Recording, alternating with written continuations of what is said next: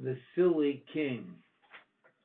King Herbert the 12th had ruled wisely and well for many years, but eventually he grew old, and although his subjects continued to love him dearly, they all had to admit that as he had grown older, he had started to do very silly things.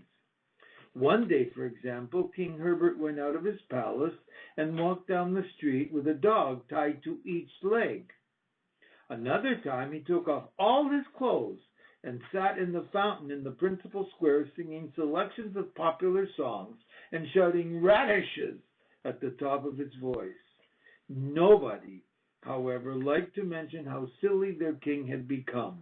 Even when he hung from the spire of the great cathedral, dressed as a parsnip and throwing Turkish dictionaries at the crowd below, no one had the heart to complain. In private, they would shake their heads and say, "Poor old Herbert, whatever will he do next?" But in public, everyone pretended that the king was as grave and as wise as he had always been. Now, it so happened that King Herbert had a daughter whom, in a moment of slightly more silliness than usual, he had named Princess Fishy, although everyone called her Bonito. Rather conveniently, the princess had fallen in love with the son of their incredibly rich and powerful neighbor, King Rupert, and one day it was announced that King Rupert intended to pay a state visit to King Herbert to arrange for the marriage. "Oh dear," said the Prime Minister, "whatever shall we do? Last time King Herbert had a visitor, he poured custard over his head and locked himself in the broom cupboard." "If only there was someone who could make him act sensibly," said the Lord Chancellor, "just while King Rupert's here at any rate."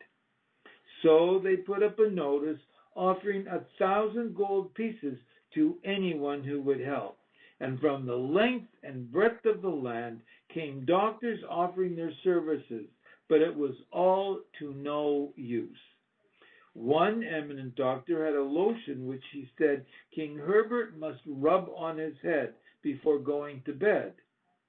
But King Herbert drank it all on the first night and was very ill. So a second eminent doctor produced a powder to cure the illness caused by the first doctor, but King Herbert put a match to it, whereupon it exploded and blew his eyebrows off. So a third doctor produced a cream to replace missing eyebrows, but King Herbert put it on his teeth, and they all turned bright green overnight.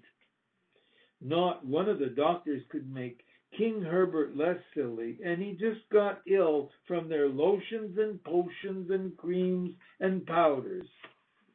Eventually, the day of the state visit arrived, and King Herbert was still swinging from the chandeliers in the throne room and hitting people with a haddock. Everyone was very agitated.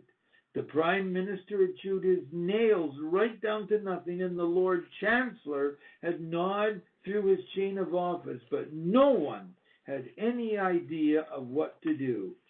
Just then, the Princess Fishy stood up and said, "Since no one else can help, let me try."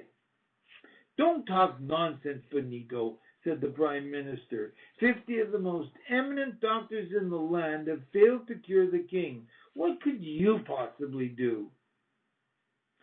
"I may not be able to cure the king," said the princess, "but if I could show you how to turn an egg into solid gold, then would you do as I said?" And the Lord Chancellor said, "Princess, if you could indeed show us how to turn an egg into solid gold, then we should certainly do as you told us." "For shame," said the princess. "Then you should do as I say now. I can no more turn an egg into solid gold than you can, but even if I could, it wouldn't prove that I could help my father."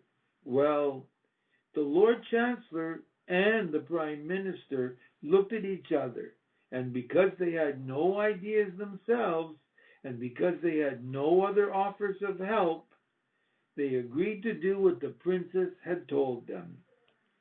Shortly afterwards, King Rupert arrived. There were fanfares of trumpets, drums rolled, the people cheered, and they looked for King Rupert's son, but they couldn't see him. King Rupert was dressed in gold and rode a white horse, and on his head he bore the richest crown anyone had ever seen. The Lord Chancellor and the Prime Minister met him at the gates of the town and rode with him down the main street. And there's the foolish king with an alligator and dogs. Not very clear, I know. There, that's as clear as I can get it.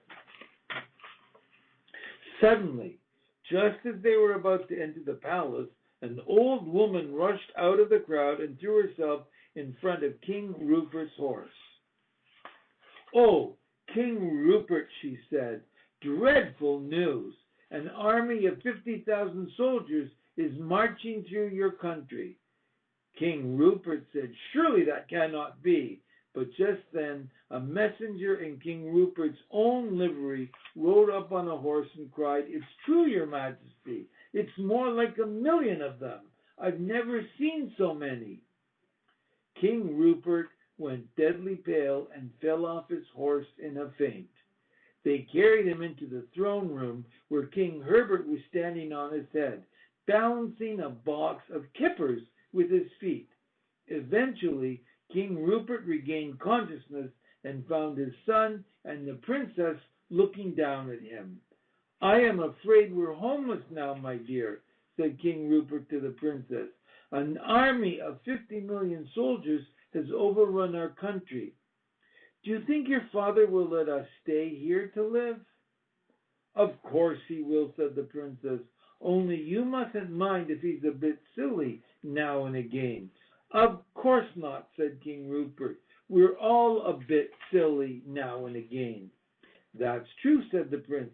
"For example, the old lady who stopped you outside the palace was none other than the princess here, but you didn't recognize her." "Indeed I did not," said King Rupert. "And the messenger was none other than your own son," said the princess. "And yet you didn't even recognize him." "Indeed I did not," said King Rupert. "Moreover," said the princess, "you didn't even stop to consider how you could defeat that army of 1,000,000 soldiers."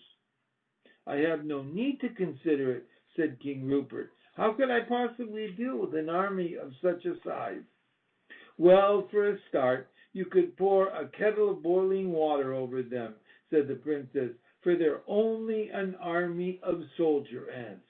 Whereupon King Rupert laughed out loud at his own silliness and agreed the princess should marry the prince without delay. And he didn't even mind when King Herbert poured lemonade down his trousers and put ice cream all over his crown.